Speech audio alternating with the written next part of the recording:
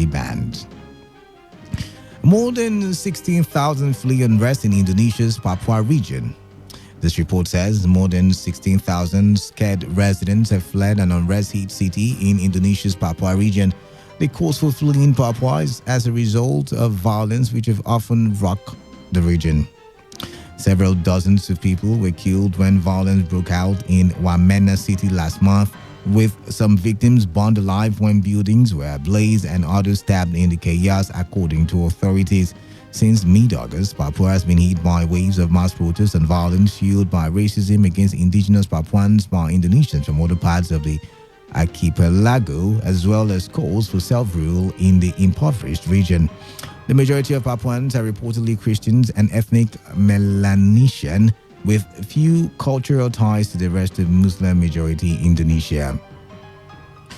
In Iraq, military has admitted that excessive force was used in Baghdad after a mass protest led to clashes that medics and security officials said left 15 people dead, raising the toll from nearly a week of violence to more than 110 people. The military, in a statement, vowed to hold accountable commanding officers who carried out the wrong attacks. It was the first time since protests broke out that security forces acknowledged using disproportionate measures, while protesters accused them of directly firing live rounds. Al Jazeera reports that more than 6,000 people have been wounded over the past week. Videos distributed on social media of the late-night rally show protesters ducking in streets littered with burning tires as heavy gunfire is heard. China's state oil company has pulled out of a $5 billion deal to develop a portion of Iran's massive offshore natural gas field, the Islamic Republic's oil minister has said. The South Pars field deal struck in the wake of Iran's 2015 nuclear deal with world powers appears to be just the latest business casualty of the United States' pressure campaign on Tehran following President Donald Trump's unilateral withdrawal of the U.S. from the deal. It also comes as China and the U.S. engage in their own trade war as Beijing and Washington levy billions of dollars of tariffs on each other's goods. Oil Minister Bijan Zanganeh, quoted by ministry's Shanna news agency, said the China National Petroleum Corporation was no longer in the project. At least 10 people have been killed and 27 injured after a minibus carrying recruits for the Afghan security forces was hit in the eastern city of Jalalabad. Casualties include recruits and civilians, including a child. There was no immediate claim of responsibility, but Jalalabad is reportedly the scene of frequent attacks by the Taliban and the Islamic State of Iraq and the Levant ISIS group. Rahim Jan, a car washer who was near the scene of the blast, told AFP that he had a huge explosion which knocked him to the ground, adding that death tolls were recorded afterwards.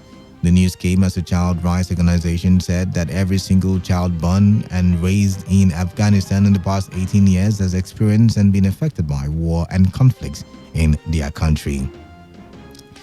Once again, here are the headlines. Extinction Rebellion climate protest brings London to standstill. At least 9 dead, 22 rescued from migrant boat off Sicily. Iran arrests Instagram celebrity for blasphemy report. Iraq military admits excessive force used in deadly protests. That story from Afghanistan concludes tonight's edition of World Today, as produced by Olawale Sanusi of the news department. Till same time tomorrow, do have a lovely evening. I am Kala Dakaru Jenewari Batubo.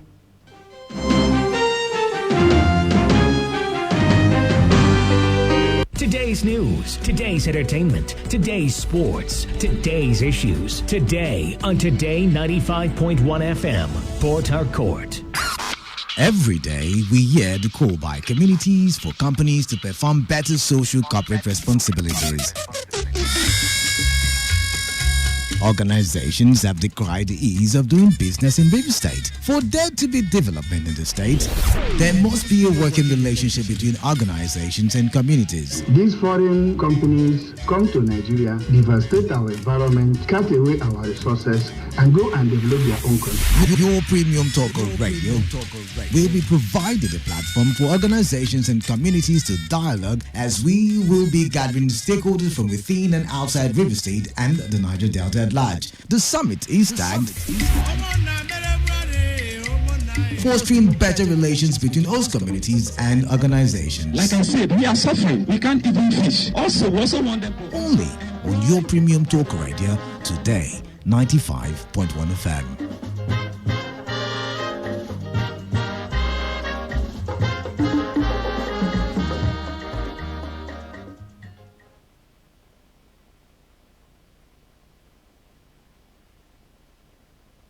Do you want to be competitive on the global scene? And how well can you use your available resources to generate income? How strong and loyal is your team? How efficient is your leadership? Are you able to do business outside your comfort zone? Can you create products and services that are relevant to your market? Can you manage people from different cultural backgrounds? How powerful is your brand? How well can you juggle life and business? Can you do more with less time?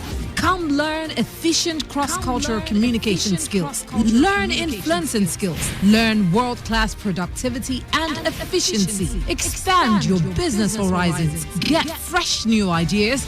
Break new grounds and learn to manage a world-class enterprise on doing business with Stephanie Pius. Every Monday night at 8 p.m. on Today 95.1 FM. That's really something.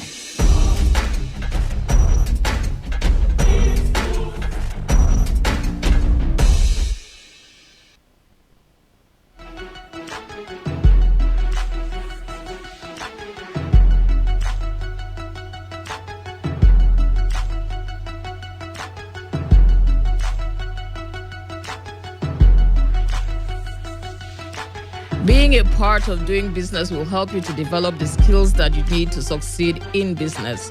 You may be too busy to read, but it will inspire you to find time to read. You may think that taking a business course is not in your budget.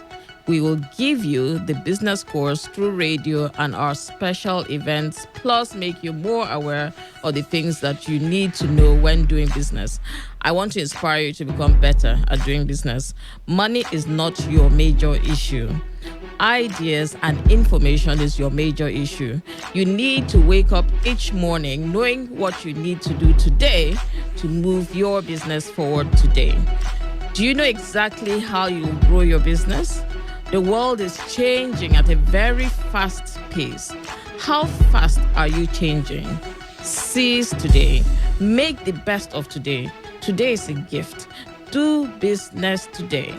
Join me, Stephanie Pius, on Doing Business every Monday night after the world news at 8:30 p.m. on Today 95.1 FM. This is Stephanie Pius.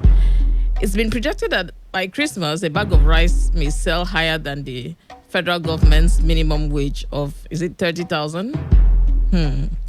I think it's actually time to really plant a lot of rice. So if you're able to buy your bag of rice before Christmas, that might actually be a good idea because the bag of rice is going to rise in price. My upcoming question for tonight is, name 3 persons whom you believe have made the most impact on Nigeria through business. Who do you think has made the most impact on Nigeria through business? Can you name them? That's the question I have tonight when I open up the lines. And I'd really like you to call in and give me your opinion. I do not know who is responsible for Aba-Ikot-Ekpene Road. I guess it's the federal government because it's between 2 states. Please help business owners to fix that road. It is really hurting the Abia State and Akwa Ibom State economy and possibly even Rivers State economy. Having good roads is one of the important enabling environment factors that government can provide to businesses. So government, please help us fix Aba-Ikot-Ekpene Road and perhaps Both state governments can fix the portions within their state instead of waiting for the federal government in Abuja. What do you think? Why does my mind tell me that you're laughing? So it just makes practical sense to have to take local responsibility for your own environment. If your roads are spoiled, you can get it fixed so that you can help the business people within your state instead of waiting for the federal government to come by and bail you out. The primary objective of our upcoming Doing Business Fair is to talk about cash flow and to also tell you about the funding opportunities that are out there. We're having the Doing Business Fair on October 25th. It's a Friday from 10 a.m. and the theme is cash flow. That is money that comes in and goes out of your business. This has a lot of importance to your business. How much money is coming in? How much money is going out? Are you wasting money? Are you wasting money? In which area, and how can you save money?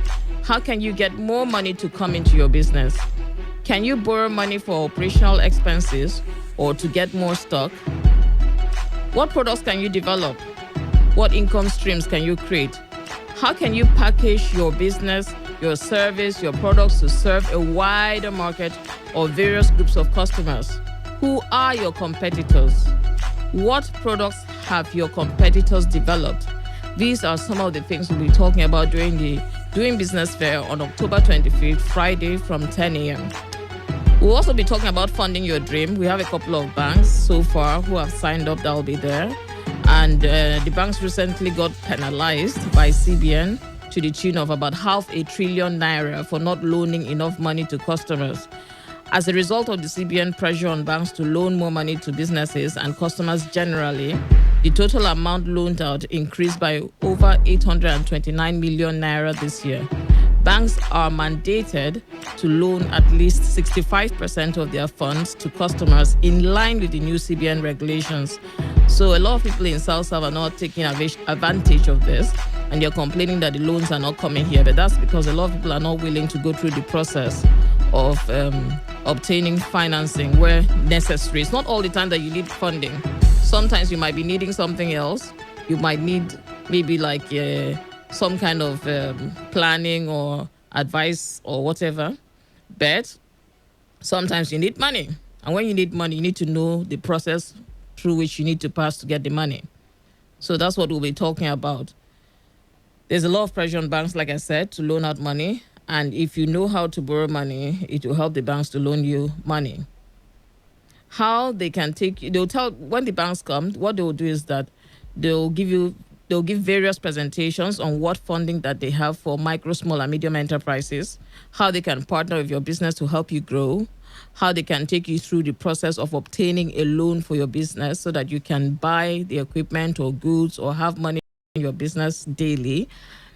On October 25th, I'll tell you which banks will be present. Sorry, not October 25th, like the Monday before that, before the event. I'll tell you which banks will be present at the event.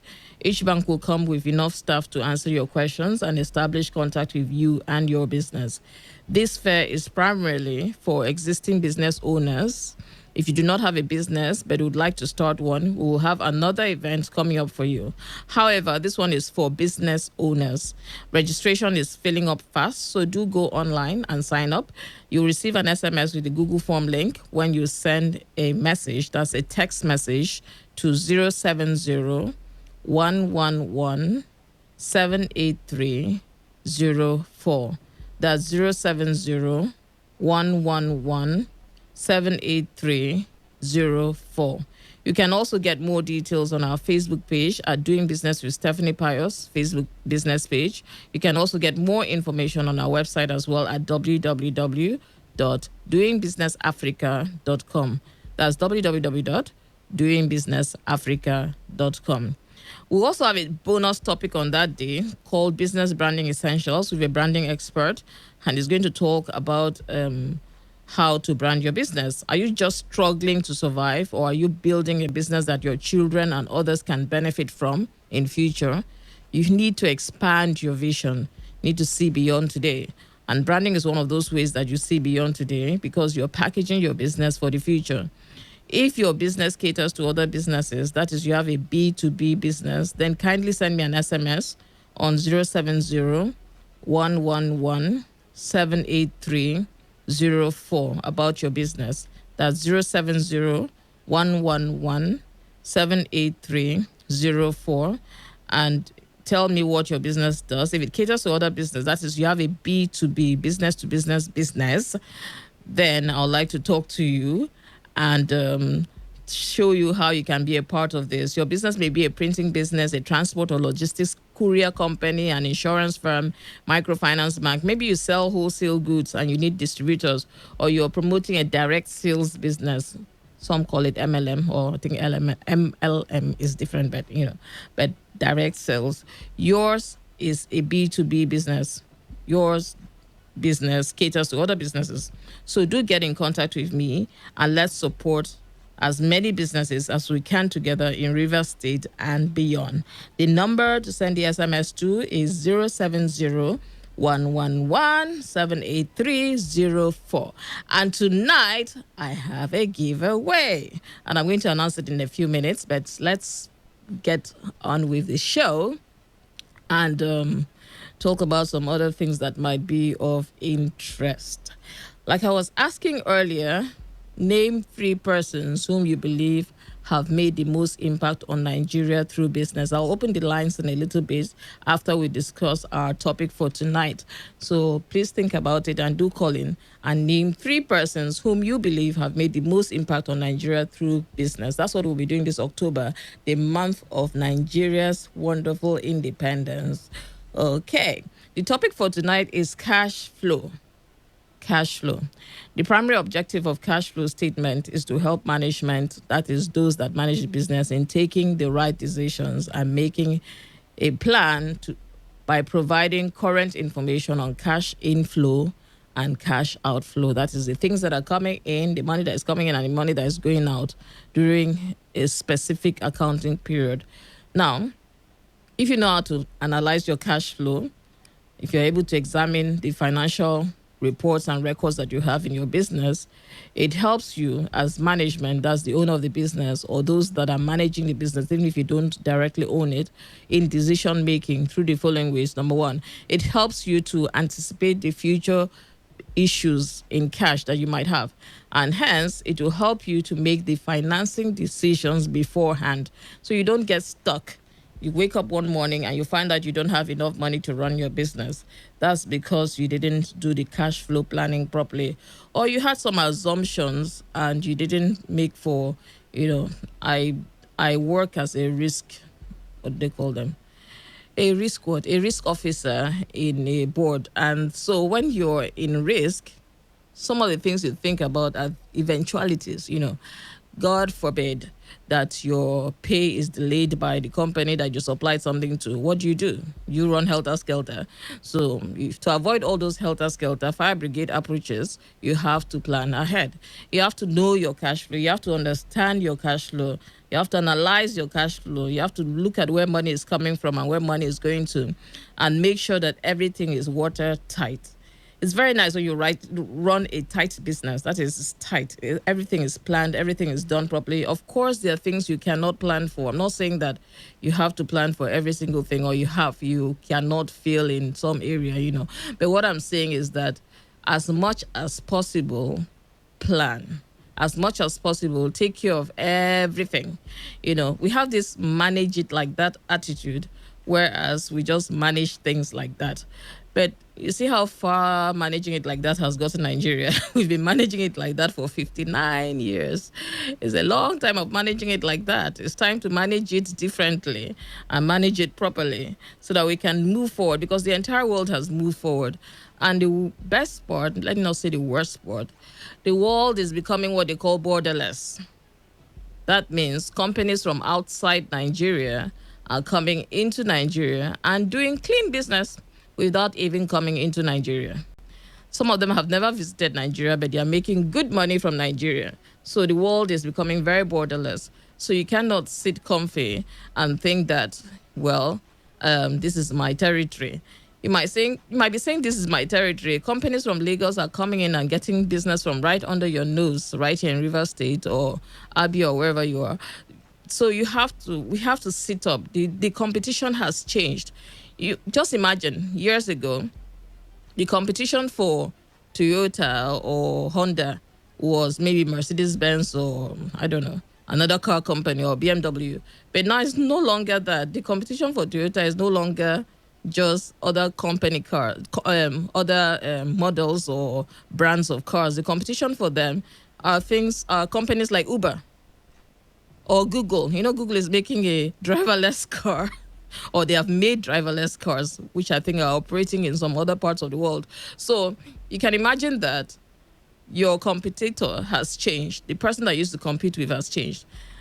Tesla is a competitor for both electric companies and for vehicles. So you can imagine that kind of a scenario. Things have really, really changed. And the earlier we leave the old mindsets and understand that things have changed, the better, so that we don't get left in the dust and struggling to survive forever. So, like I was saying earlier, cash flow. How important is your cash flow? How important is your cash flow? It helps you to anticipate the future deficits in cash and hence help you to make the right financial decisions beforehand.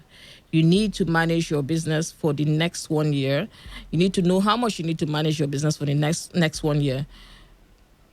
Too many persons have had cash problems in their businesses because they did not take into consideration how much money they will need to run their businesses over a certain period of time. They do not remember about, they will now have things like staff pay issues. You know, they haven't been able to pay their staff, or their equipment needs fixing, or they run out of stock. They wake up one morning and their store is empty. They can't invest in assets. They'll see opportunities they should have taken advantage of, and they can't take advantages of those opportunities because their cash flow is tight. They don't have any breathing space. So it helps you to establish a solid base for requesting credit to when you know your cash flow, when you understand your cash flow. You don't go and ask for a loan when you don't need a loan. And you ask for a loan on time when you think you might need a loan, maybe in the next 3 months or 6 months or 1 year, or even to prepare for the process of getting a loan. Some loans, especially those loans that the interest rates are really low, require that you go through a process. That process might be 6 months, might be 1 year, might be 18 months, might be 2 years, but it requires that you go through a process. That's how some loans are. So the earlier you understand this and the earlier you plan your cash flow and plan your business, plan the things that you need to plan, the better, so that you can go through the process and pass through the process and get what you want. So planning your cash flow is very, very crucial to your business. So the other thing is that planning your cash flow helps you to manage the decision whether to invest the money in one area or the other. If you have a lot of cash lying idle, it might be a problem. You need to invest. You need to get your money to work for you. Your money should work as hard as you do. You know, you shouldn't just have money lying down there and not having anything to do with it. Your money should be working for you. So if your money is working for you and it's earning money, it's like your money earns money, and then you take that money that it earned and then you put into something that it earns more money, and then you put that money into another thing that earns more money, and then you have little money coming out here and there. It's like a money tree. Money is falling from this tree, money is falling from that tree. Well, that's the tree that Stephanie Pius is dreaming of right now. So we all need that tree right now. The tree should be dropping the money. You know, you have your hands doing this. Of course, you should be guided. You know, there are a lot of schemes coming up like bring 10,000 naira and get 5,000 naira in 1 week, all those kind of things. Those are not the kind of things that I'm talking about. I'm not talking about Ponzi schemes. And they put it like that. I'm talking about like actual business opportunities that you can even create for yourself. You don't have to wait for somebody else to create an opportunity for you. You can create an opportunity for yourself. You can find a way to make 10% income on your income a month. You can find a way to make 5% on your cash every week, or you can find a way to make 20. If, for example, you're making if you have, okay, let's say you have 100,000 naira and you're able to make 5,000 naira every single week on that 100,000 naira, in a month is 20,000 naira. That's 20% per month. In a year, 20% per month, 20,000 naira a month times 1 year. Okay, my brain is working. My work brain is working. That's 240,000 naira at the end of the year on that 100,000 naira. So it's even better than, sticking it somewhere and getting some, and not say anything bad that the banks will not be happy with me. But anyway, better, you get the picture. It's better you create your opportunities and make money. Create your own opportunities and make money. You can make money. That's what the show is about. It's about making money. So you will make money.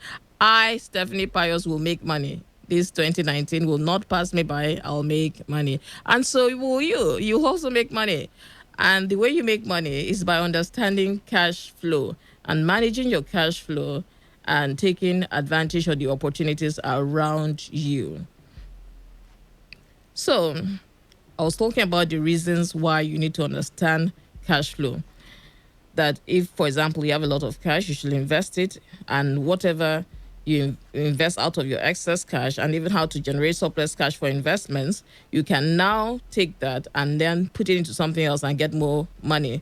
So cash flow analysis helps the management also, that is the owner of the business or the person managing the business, in making financial decisions such as whether to add some more inventory to the company or take on an additional customer who might cost money to maintain or to service.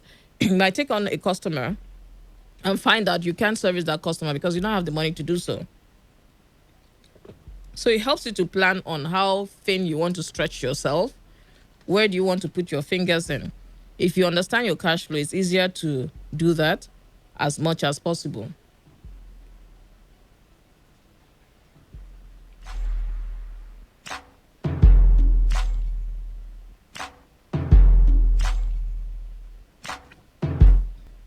Thank you.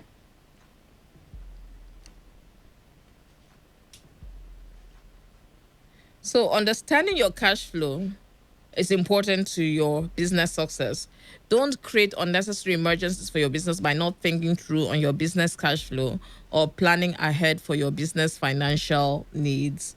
That is the whole crux of the matter.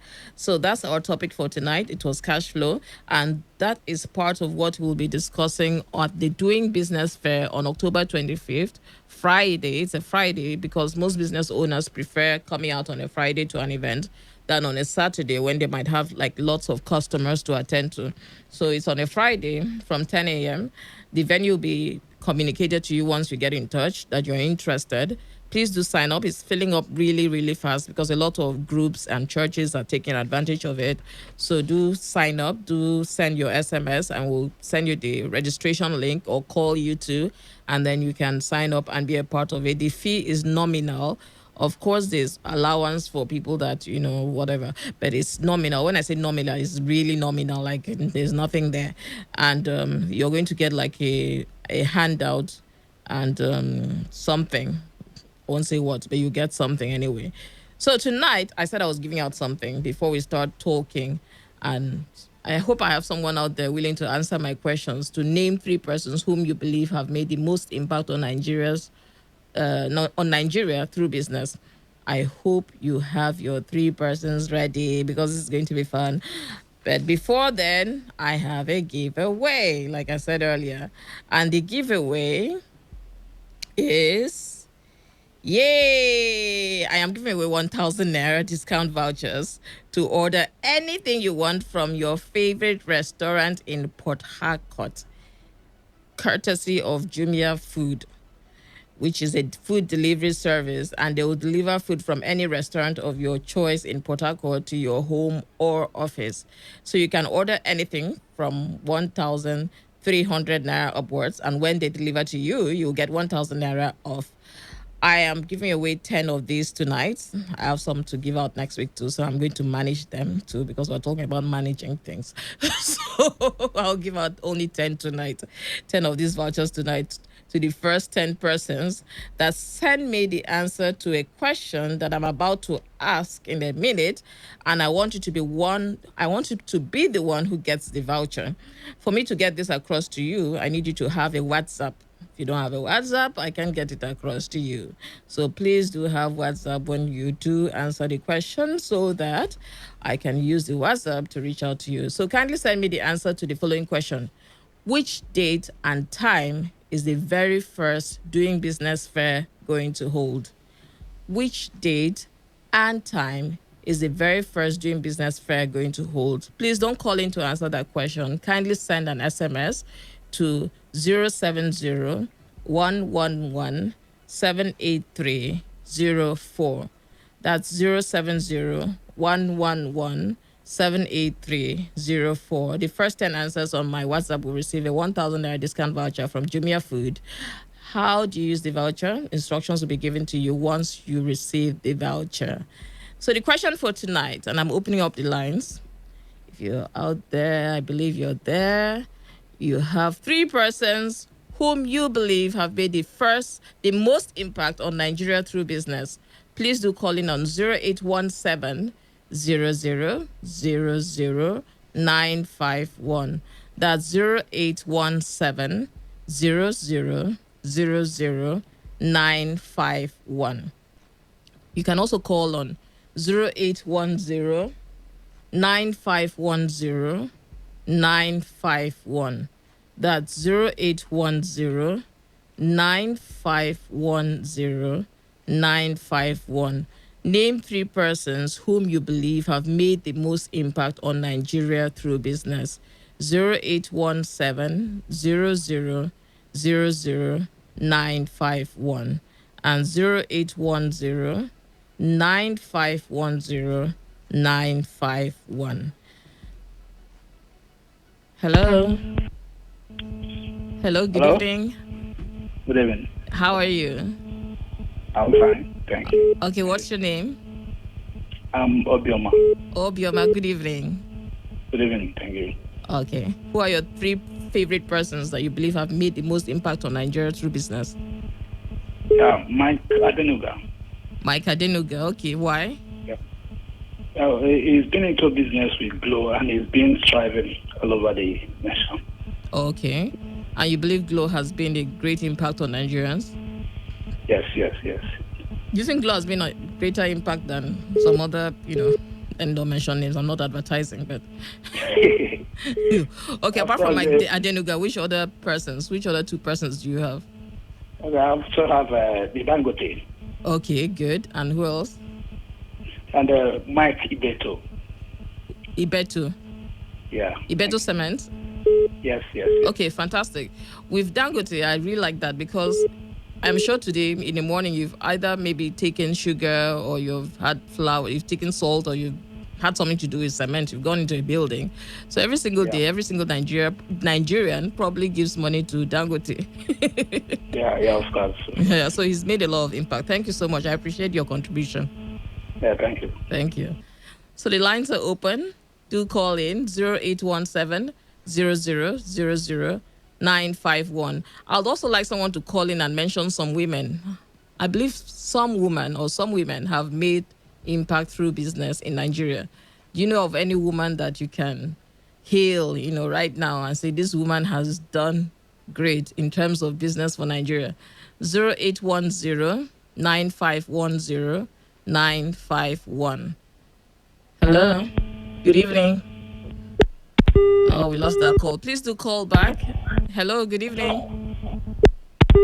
Hello, good evening. Okay, the network is going to get better. Network, I command you to get better because I need to have these calls coming. I'm very excited about this. Do you know anybody that you think has made so much impact through business in Nigeria?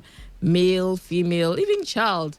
Do you know that some of the highest rated YouTube channels are run by children in America? It's amazing how an 11-year-old has like 3 million followers and so on. So children are there too. Hello, good evening. Hello. Please do call back. The network is going to get better. So the first number you can call is 0817 0000 951. That's 0817 0000 951 and 0810 9510 951. Three persons whom you believe. Hello, good evening. Hello, good evening, ma'am. Good evening, sir. How are you? I'm fine. What's your name? My name is Ishaya. Oziah. Ishaya. Isaiah. I'm calling for Umola. Wonderful. Yeah. Lulu Bridge is one of the richest men. Okay, he's rich. Okay, what about impact? You know what I mean by impact? Hello? I say he's rich, yes. What about impact? He's touched a lot of lives? Yes. And Okay. He has a foundation. Okay, fantastic. Wonderful. He has a foundation. Yes. Okay, beautiful. Who else? Have somebody like Atiku Abubakar, the businessman too. Okay. How has he touched lives? He has companies employed and he has to, Okay, in terms of employment, do you think he has which companies and how many people do you think he has employed? He has Almajorism on the northern side, which have traveled to that place, like Jos, Bauchi, Bombay, and all those. What does he have there, you say? He has Almajiri. Almajiri? Yes. He has Islamic schools? No, not Islamic school, but he helps those people that anytime you come around, you like a foundation. Okay, like an orphanage or help center. Yes. Okay, interesting. Okay, who else would you recommend for us to clap for? Dangote. Okay, good. You're the second person mentioning Dangote. I agree with that. Thank you so much. I appreciate your contribution. Hello? Hello?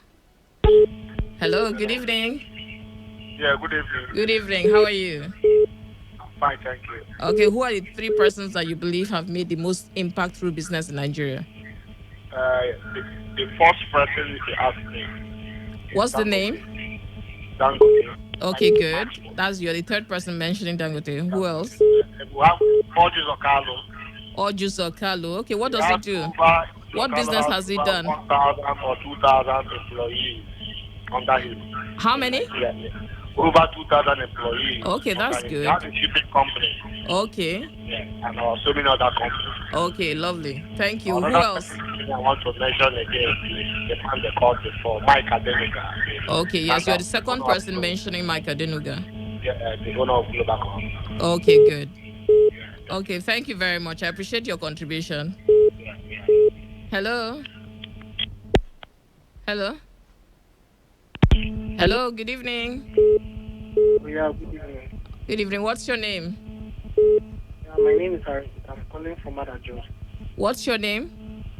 Arinze. I'm Arinze from Ada George. Wonderful. Okay, well, the person I'm calling is he's a nice person and he's not someone, you don't have somebody like Dangote. Okay. But what's the person's name that you want to mention? Yes? Who is the person you want to mention? No, at least Dangote. Because he has business all over Nigeria and he's and other companies. So I believe that he's a great man. Okay, it seems like Dangote has won tonight because everybody has mentioned Dangote as the person that has made the most impact. What about women? I didn't know women out there that have made impact through business. I'm sure they are. Hello. Hello, good evening. All right, my name is Peter here, calling from Port Harcourt. Okay, good evening, Peter. I think I will mention John Oka. John Oka, who is he? Monster Energy. Okay. What does he do? Sorry, I couldn't hear you well. It's in oil and gas. Okay. How many people has he employed? He employed people scattered all over. Like how many? Up to 1,000? Yeah, it's more than. More than? Yes. Okay, good. And you talk of innocent company. Innocent. Yes. Yes, I like Innocent. It's very very innovative company. And the unavoidable name, the big wig of Aliko Dangote. Of course. I think Aliko Dangote has won tonight because almost everybody has mentioned him. Thank you so much. Thank you, Mr. Peter. Thank you. Hello. Okay, that's good. I wish there were some women there because I believe women have done a lot. There are some companies that we haven't mentioned, but I can personally tell you they have made a lot of impact in Nigeria, both directly and indirectly. There are some companies that have employed like 10,000, 20,000 people that nobody has mentioned tonight. I won't mention the names, but okay, let me mention the names because it will be unfair for me not to. One of them is, let's take Jimovia, or let's take the owner of UBA, Tony Elumelu. They have like 2,000 branches of those banks, 500 branches, 300 branches, 400 branches. These people have made a lot of impact. They might have hired like 10,000, 20,000 people. And those people that they hired, maybe they are paying them like 200,000 naira a month, 100,000 naira a month, 500,000 a month. Some of them are being paid up to 2 million naira a month, even though they are not in oil and gas, but they are being paid that much by the banks. And these people have drivers, they have cooks, they have security guys, they have nannies, they have families that they support. So you find out that this ripple effect of those banks and the people that they have hired is much larger than we can imagine. So we have people like Ovia that has probably put food on the table of thousands of people. You find out that some of those people working there, they are probably the first people in their family to have a proper professional job and are getting properly paid. Same with Tony Elumelu.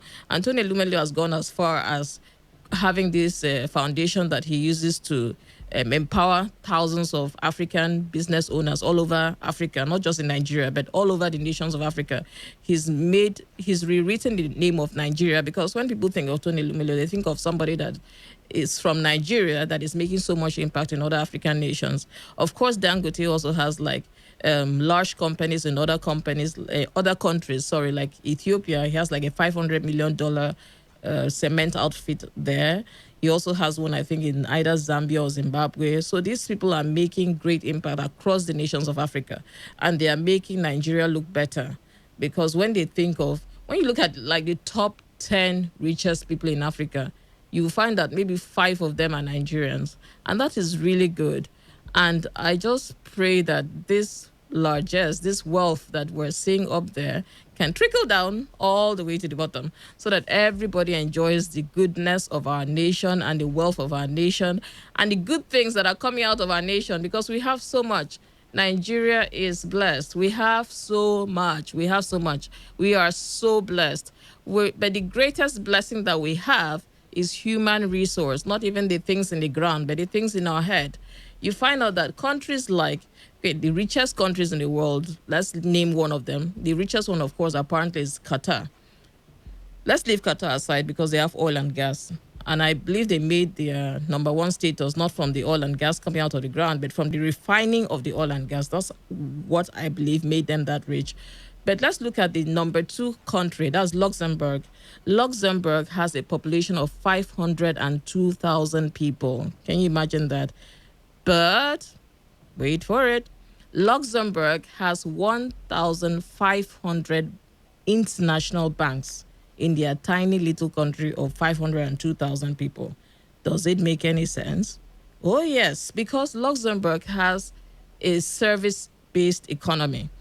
85% of their population is into the service industry. 85% of their GDP is based on service industries. That means that their population is highly developed. They are highly educated. Their educational system is A1.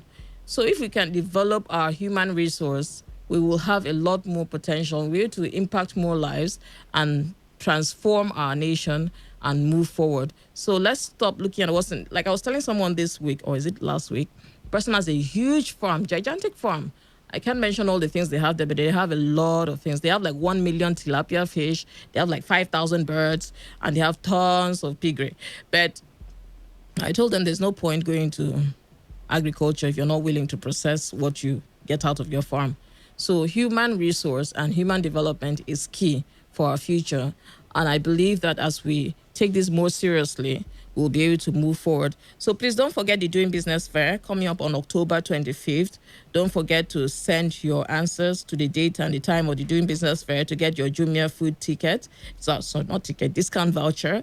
And do get in contact on 070-111-78304. That's 070-111-78304. You can also reach me on Facebook, Doing Business with Stephanie Pius on Facebook, and the website is www.doingbusinessafrica.com.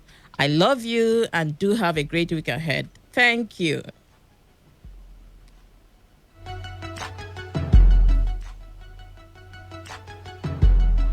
This is 1FM, Port Harcourt, voice of the people. This is Today 95.1 FM, Port Harcourt. Opinion poll with Kalada.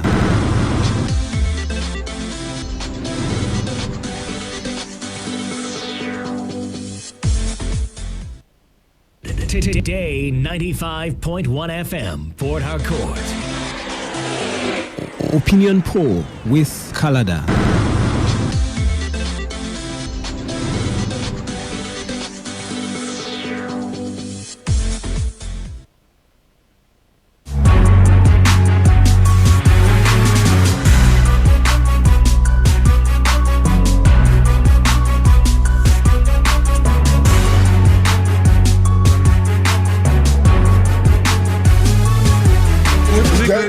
The candidate of chairman goes for Rivers, not like element of this. No, it's just Rivers. There are another position. There's position for Igbo. There's position for other. This Rivers is for chairman. All these sentimental and community ethnic elections, we don't want it any longer. They said Rivers State. We must pick a candidate that will represent us in that office, an indigene of Rivers State who is qualified, not those that will just from backyard and came in, who did not know what is called Ipman, who did not know how to get a bulk purchase to trade in oil industry. All right, good evening to you. 2 minutes gone past the hour of 9. And you just had the voice of protesting members of the Independent Petroleum Marketers Association of Nigeria, the Rivers State chapter, or the Port Harcourt zone. And I mean, it made me realize that the government is the reflection of the people. I mean, we say that in theory, but we rarely have scenarios that we can use as examples. And this is just one very enthralling example of the people are a reflection of the government, or the government is a reflection of the people. I mean, elections just to be chairman of an association. Elections for chairmanship, not councillor, not local government chairman, association chairman. And we have stories like sentimentality, tribalism, nepotism, only people from Eleme and Okrika. Chairman of association. Oh my God. Where is the hope for Nigeria? That's a question I've been asking for many days, many weeks, and every day it even gets more desperate for me. How can I come to work and be greeted with such a news? Marketers. What is happening? My gosh. And yet, we all want Nigeria to be, one of the greatest nations in Africa and in the world. When common association elections we cannot hold properly. On nights like this, I wish my show, Opinion Poll, would run for 2 hours or 3 hours because there's so much to talk about. So much. I mean, I could have talked about this and asked the question why it is only open for Eleme and Okrika indigenes. I could, because I'm a Rivers man as well. I mean, there are Calabari men who are part of Ipman, my people. They are Agba Egbema Ndani people who are also members of Ipman. They have oil as well. I believe they are Ogoni people or other parts of Ogoni who of course, Canada's got oil. And of course, they just have to be part of Ipman. But then again, it boils down, or it underscores the mentality we have in Rivers State, where we have that state of entitlement. I think it's even a Nigerian problem. The sense of entitlement. Okay, so the refinery is in my location, and so therefore, I should be the chairman. Oh my gosh. Oh, it hurts me, by the way. Forget the fact that I'm laughing. It really pains me. Another thing that caught my attention, you might have seen it, and I probably will talk about it in details extensively with my young people on Sunday evening, and it is the case of the lecturer come cleric who was caught sexually abusing an underage girl. Underage. According to our constitution, you come of age when you're 18. So, yeah, underage girl. The guy was trying to grope her. And of course, there are other appeals, other allegations that the man has been doing it for years. And something caught my attention. You might have heard about it. You might have seen it. It's on social media. It's all over the place. You might have seen it. But something caught my attention in that video, which is why I would like to talk about it in details extensively on Sunday. And that, I hope it doesn't get stale by the time anyways. Why I will be talking about it is because he said that there is a club.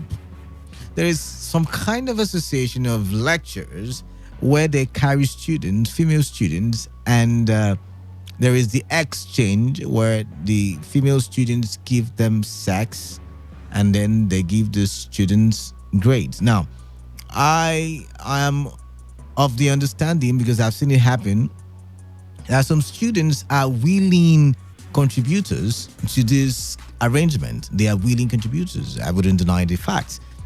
But you see, the fact that, there is such an exchange defeats the old school system, the old institution in the first place. Because what about the other people who really study for their exams? Is it really fair to them? Is it really fair to them? Is that why we hear the NYSC every time there is new batches in the service complain about the fact that some of these graduates cannot spell their names? Some of them cannot write complete, correct sentences. And this is really, really important that we look into it, because if we have a faulty foundation in terms of education, then what will the workforce look like? So imagine an engineer, a lady who slept away all through university, like I have seen on social media, sexually transmitted degree, STD, sexually transmitted degree. And imagine this kind of person flying you're flying from Lagos to Port Harcourt, from Port Harcourt to Lagos. Imagine that kind of person being your pilot, or imagine that kind of person being your doctor, or imagine that kind of person being your lawyer, or imagine that kind of person come on, think about it. Another thing did catch my attention, and it is the 25th Nigerian Economic Summit. And a lot of people were speaking. 3 people caught my attention because the newspapers did carry them, or 2 people, I beg your pardon. And one of them is the president, and the other one is Sanusi, the emir of the embattled emir of Kano State. And the president was talking about how we should look at made in Nigeria products. He was talking about how we should look at made in Nigeria solutions. And then he also talked about how few Nigerians are holding most of Nigeria's wealth. And I would have loved to talk about this one because, I am very much bothered about him talking about few Nigerians holding the wealth of Nigeria. And yet it seems as if the policies that he's putting, I mean, the VAT increment, the toll gates being reinstituted, the talk about, putting certain taxes on people who will withdraw and, making sure we go cashless, that those few taxes and money is being deposited and withdrawn. When we look at all of those, closing the borders, some experts have said, irrespective of our very nascent agricultural sector, people are saying all of these are anti-people's policies. I mean, I'm not an economist. I cannot say. But, one would wonder if really the president is really trying to redistribute the wealth to all of Nigeria. I mean, and of course, made in Nigeria products or solutions, I would have loved to ask the question, how well structured are our made in Nigeria products? Are they long lasting? Do they have durability? Do they have content? I mean, quality. Do they have quality? Because one of the allegations of made in Nigeria products or goods has been the fact that majority of these goods are low in quality, but they have huge quantity. But what am I going to be looking at tonight? It's very important, very controversial. I like to tour that path. I like to look for trouble. Because if we keep quiet as a people, then we begin to fail as a nation. But before I go into the nitty-gritty, I've just realized that I haven't talked about 2-3 incidents that I said I was going to talk about. One of them is the alleged kidnapper, Gracious David West. I'm not hearing anything about it anymore. Please, can the people of River State be fed with the information of what is currently going on with Gracious David West? Can we know? Can we know what is happening with Gracious David West? I implore, whatever the word is, the Commissioner of Police, CP Dandwara, to please bring about the necessary information so the public, the people in River State, can have faith that Gracious David West is currently being prosecuted according to the crimes, if he did commit the crimes, according to the crimes that that has been, alleged that he committed. That's by the way. Another one that has caught my attention is the case of what do you call it now? Oh my God! Don't tell me. Oh, okay. I wouldn't forget it. Flooding in Polu Waterside. We now have a new waterside in River State. And Your Excellency, I hear the bridge that we would have used to pass the waterside, because it's now looking like it's an island. We have, from one part of Nkpolu to Rumokoro, and we have another part from that still Nkpolu down to the Choba access.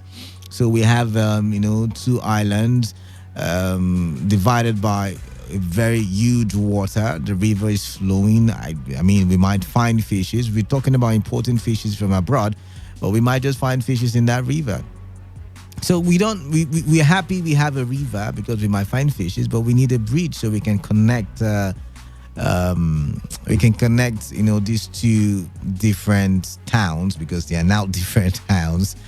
And we need a bridge. I'm calling on the governor because is building a bridge for Rumokoro people, for Garrison people, and for artillery. Okay, I can't forget those 3 places. So, Your Excellency, I call on you. I beg you, please, as a Rivers man, on behalf of my Rivers brothers, to please do something about the bridge in Nkpolu access. I hear the bridge fell. Can we do something about it? Thank you very much. Apparently, there are other places in River State that needs current attention. My time is fast spent. I can't continue. And of course, I'm beginning to see the signs of flooding ravaging some parts of River State. I wish I could delve into that, but it's already almost 15 minutes gone past the hour of 9. So I'm going to just dive straight into my talk for tonight. Oh my. And it is a very, very controversial report that I am seeing currently on Premium Times newspaper. You would remember, let me take you down memory lane and then tell you a story. Not too long ago, in the month of January 2019, the then Chief Justice of Nigeria, who goes by the name Onoge, was petitioned by... what's the name of that group again? Give me a minute. Onogen was petitioned by where is it? Why can't I find it?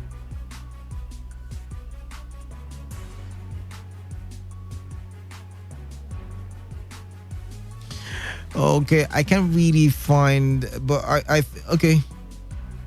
Onoge was petitioned by a civil society group under the name Anti-Corruption and Research-Based Data Initiative.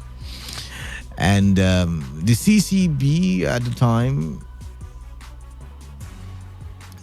arraigned the CJN at the time.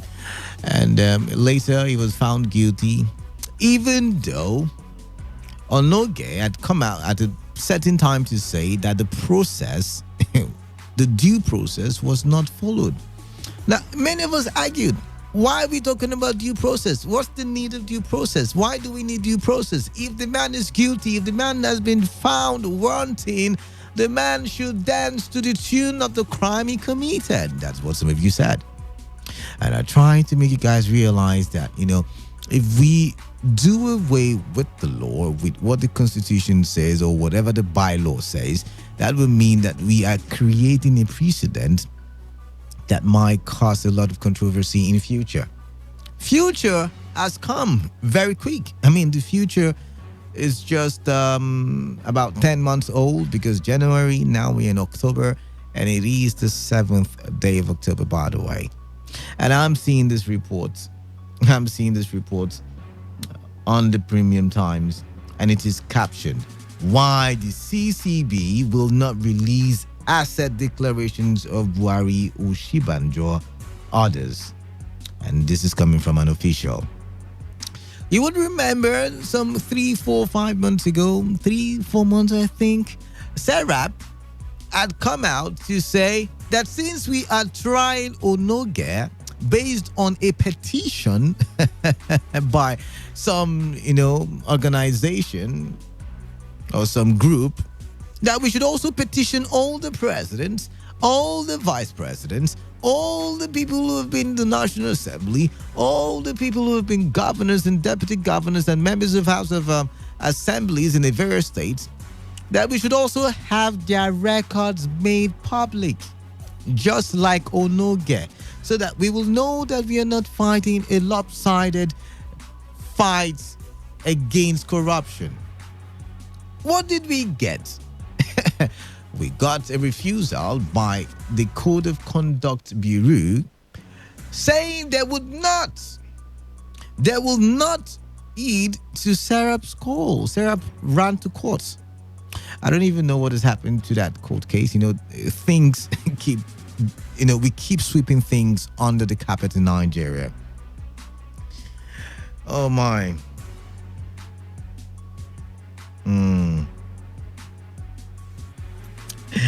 And when you look at this thing now, it really amazes me, because now the Code of Conduct Bureau has come out to say, oh my God, I'm sorry, I can't help but laugh. Because once again, I am viewing Nigeria from the lens of a Nollywood movie. We keep acting, and too many film tricks in our actions. I'm not saying anybody's guilty. I'm not saying anybody's lying, but I just feel too many film tricks. What am I talking about? The chairman of the Code of Conduct Bureau, Mohammed Isa, has explained why the outfit will not release the asset details of President Muhammadu Buhari and Vice President Yemi Osinbajo despite public request. He said this is because the National Assembly has not set the guideline for the Bureau to do so. Speaking at the News Agency of Nigeria Forum in Abuja, Mr. Isa cited the stipulations of the Constitution as well as the Freedom of Information Act as the Bureau's guiding principle. So what does the Freedom of Information Act say? Now, paragraph 3 of the third schedule of the Constitution empowers the Bureau to retain in its custody details of assets declared by a public office holder and make them available for inspection upon request by any citizen of Nigeria on the terms and conditions prescribed by the National Assembly. On the terms and conditions prescribed by the National Assembly. So if anybody has a private person, a private organization, or if anybody as a private person, a private organization wants to assess asset declaration or information contained in asset declaration of any public officer, those conditions laid down by the Freedom of Information Act must be fulfilled, Mr. Issa said. The official did not say why the CCB has not asked the National Assembly to prescribe the conditions. He also did not state if the CCB plans to ask the National Assembly to do so.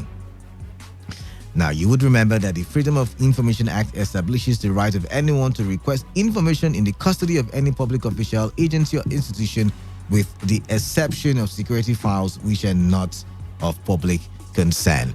Now, let's once again travel back to January 2019 when the CCB started to arraign or attempted to arraign the Chief Justice or the former Chief Justice of Nigeria. There was a petition to the CCB, and yet there was no consultation of the National Assembly. I remember because the National Assembly rose to the matter and they wanted to stop the CCB from, which of course was another bout of controversy at the time. Ladies and gentlemen, boys and girls, men and women, it is now that time when you and I get to talk. Because I don't understand what is happening anymore. Double standards left, right, center. Double standards. I mean, it's crazy. Onoge gets a kick in the butt. The National Assembly is not consulted. The permission of the National Assembly is not sorted. And yet, of course, some of you clapped. Oh, amazing. And of course, I'm for the fight against corruption. I mean, I think Onoge should even face the wrath of the law. I think having him, get away with the way he got away, I feel is like a slap in the wrist. I think more should be done.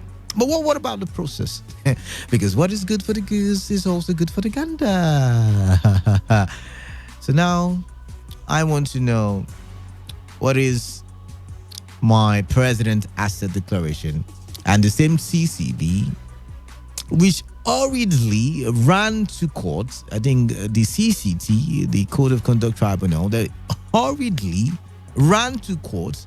I mean, the speed and alacrity at which the Code of Conduct Bureau treated the Onoge's issue. I mean, before we could say Jack Robinson, they were in the Code of Conduct Tribunal. I think it was before we could say, hey. They have asked for the suspension of the former Chief Justice of Nigeria. And before we could close our eyes and open it, the case was done and dusted. And I'm wondering now, why are we not having the same inspiration, motivation? Why are we not having the same zeal to fight corruption? I've not said the president is corrupt. I've not said the vice president is corrupt. But you would remember that at a certain point, 3-4 weeks ago, correct me, I can't remember the timeline, the vice president was fingered to be involved in some kind of corruption case, which he allegedly threatened to waive his immunity and clear his name. So, if we have such grave allegations, why are we not having the Code of Conduct Bureau acting in the like manner that they did act when it was time for Onoge? Or should we now begin to believe the conspiracy theories that was flying at the time? Why the double standards? Why the double standards? I am for the fight against corruption, and I guess you are too. I mean, I'm one of the few people who are happy that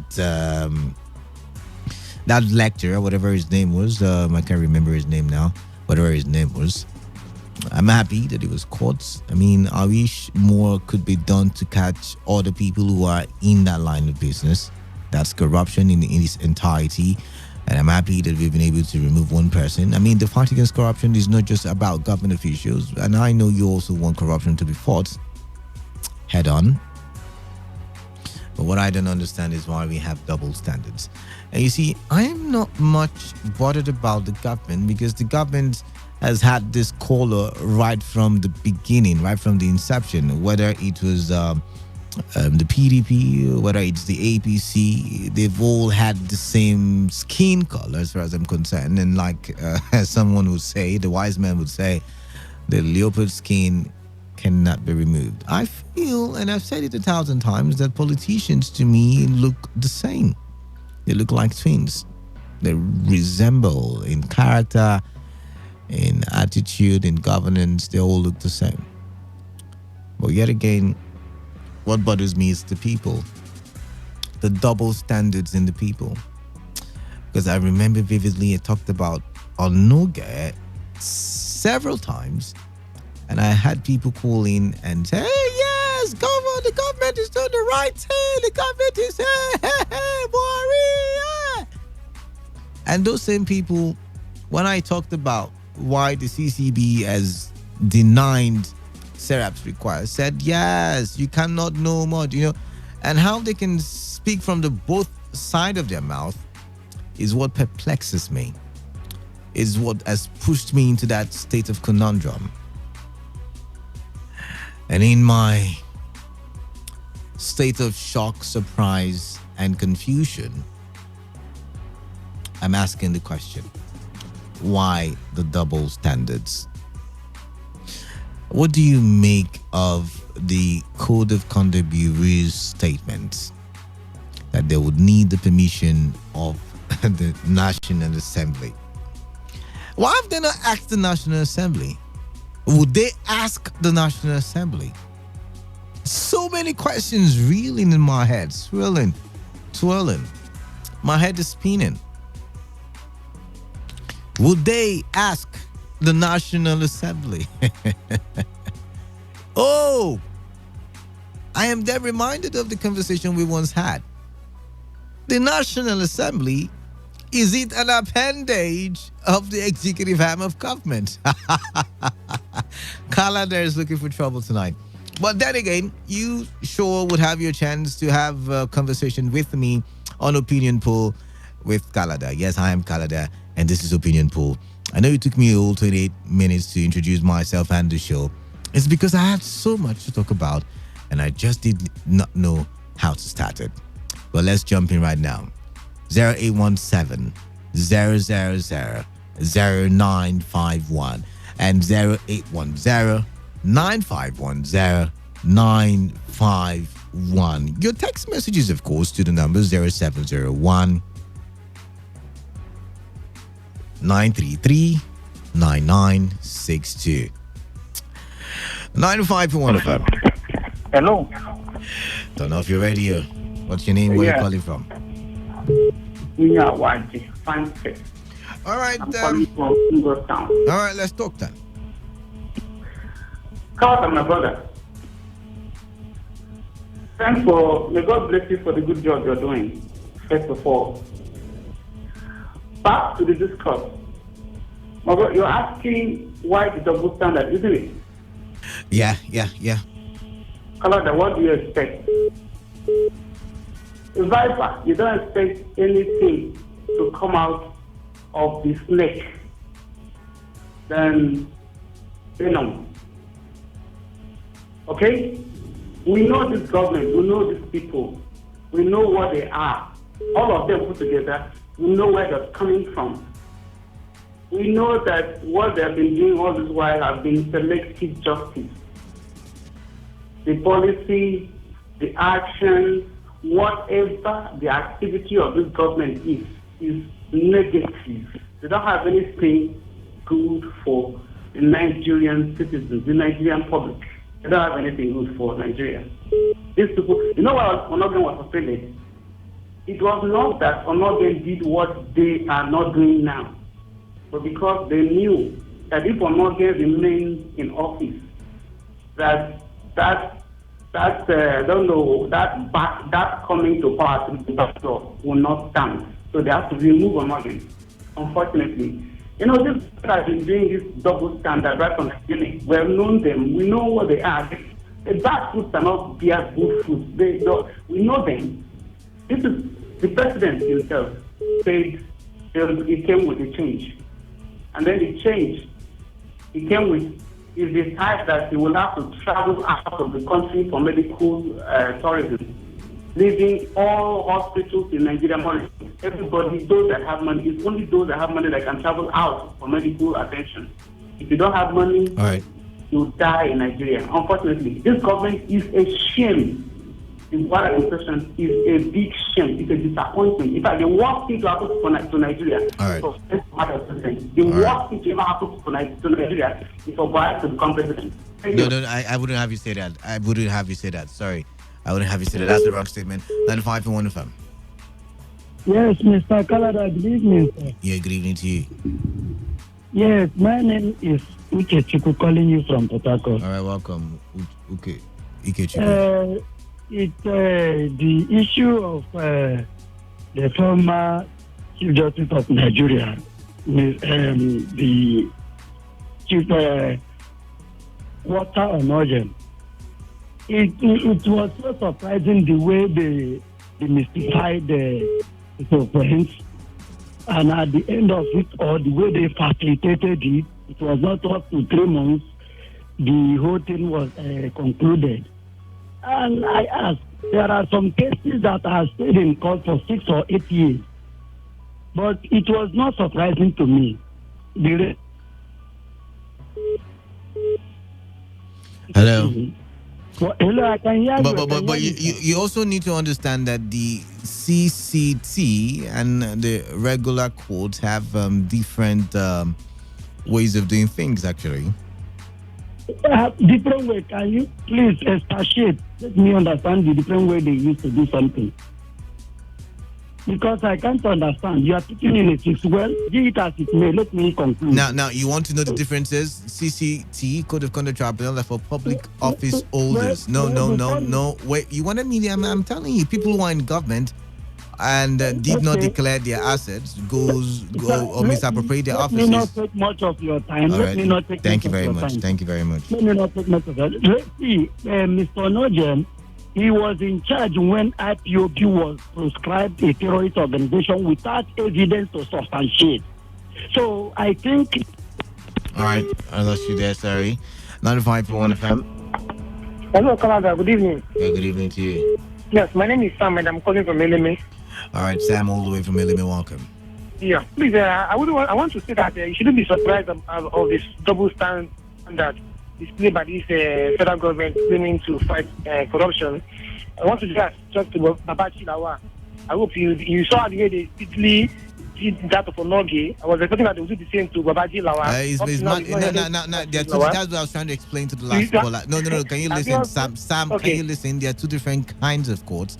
Babaji Lawal is in civil courts. CCT is for people who are currently holding public offices. Yes, public officers. Yes, I understand you. But what I'm saying is corruption is corruption, isn't it? So we have likes of Babachilawa. We have the likes of Gandoji. Gandoji has got immunity. You can't touch a man with immunity. No. I know. No, it doesn't mean that he cannot be investigated. Even if he has got immunity, he can be investigated. Okay. It's the same way they did to fast fire share, that they have to seize his property even before he left. But we also all cried out, or majority of us cried out, that Farishe's incident was wrong. He also took attention to that of the chief of army staff, Buratai. Obla. All these people you have a long list. It's unending. Okay. That of the chief of army staff, I was thinking that some of them, you see the property before taking them to court. What did the chief of army staff do? Remind me. He owned the property in Dubai, and I was thinking that it is all rumors, you know. But nobody, did the ESP come out to tell us that he didn't own any property? Interesting. Yeah, they were supposed to have an agency that will come up and tell us, just as the presidency is telling us that they want to investigate, they want to carry out forensic whatever on the video that they saw online about Gandoji. Is it the duty of the presidency to carry out forensic whatever on video? Anyways, thank you very much for calling me. Talking about the Gandoji, from the last call, I just realized that probably the CCT should. Anyways, Canada, don't go there. Yes, they should have gone. They should have gone ahead to do some kind of investigation, because they have this asset declaration. So all they need to do is check what was there before he became governor, and oh my God, double standards. Anyways, I didn't say anything. 95.1fm. Hello, Canada, how are you? I'm fine. Good evening to you. What's your name and where are you calling from? It's Elda from Moibu. Elda from Moibu, welcome. As a matter of fact, this government is seriously, they are highly beating double standard, honestly. You don't need a prophet to tell you or a soothsayer. Just like the Gandhi of I just mentioned, I know he has immunity, but did you hear what the president said about him when he went for campaign? I remember that. In as much as he belongs to the... But then again, the president is entitled to his opinion. I hope you know that. The president of a country makes such a story. I mean, he's entitled to his opinion. He's entitled to his opinion. Is there anybody that can lay hand on the Gandhi in as much as he's a presidential stuntman? What are you talking? Even the president cannot lay hands on him because, like I said, he's got immunity. Let me tell you, at the being, that man is in opposition party. The president will not make that comment, and I bet you, even though they may not be able to lay hands, I bet you the EFCC will be like dog, they'll be snorting all around him. The man will know that he's in danger. But the man is nothing happened. So why don't we have the dogs, like you mentioned, sniffing around other governors who are opposition? There are many of them like that. But you want to know, if not the way people shouted against Autumn, you know what they wanted to do. It was because the noise was very much. They were to deal with Autumn by all means. And there are so many other governors that are also all right then. So many of the governors are behaving like they got them up. Sometimes they will go and build serious loyalty. All right then. So that is why some of them are not being touched. All right, I want to tell you, there's high level of double standard in this government. Let me tell you, I have never seen a government like this. Look at the man that is now the deputy senate president, Omar Agege, a man that left us to hijack this. Is now I keep telling you. Anyway, no. I've got to let you go because you're not listening. I've told you guys times that number that he was pardoned in the previous National Assembly, and once you're pardoned, your sins are no longer remembered. So I don't know why you guys keep bringing it up.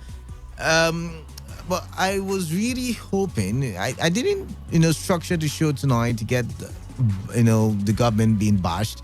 I was hoping that people who were very vociferous, very vocal during the January incident of the then CJN will call in and explain why there is a double standard. I just want to understand. Maybe even try to contradict my theory of double standards. But I'm wondering where they are. Maybe all of them are asleep or something. I don't know. 95.1 FM. Canada. Yes, sir. That's my name. What's your name? Good. This is Rick Malanto from Moyibo. This is who? This is Rick Malanto from Moyibo.